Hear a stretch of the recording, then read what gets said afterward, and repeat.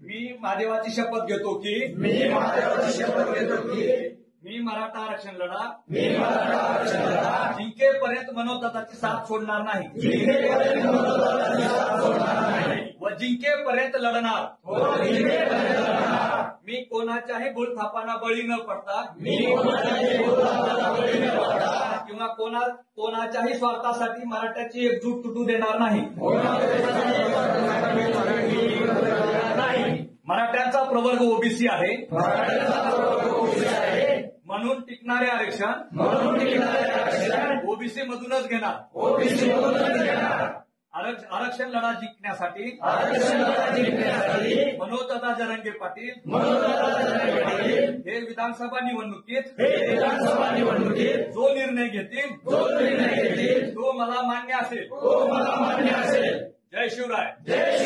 मनोज दादा तू मागे बढ़ो मनोज दादा तू मागे बढ़ो मनोज दादा तू मागे बढ़ो लड़ेंगे जीतेंगे लड़ेंगे जीतेंगे लड़ेंगे जीतेंगे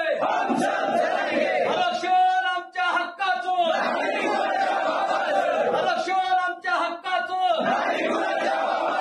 मराठ्यांचा प्रवर्ग कोणता ओबीसी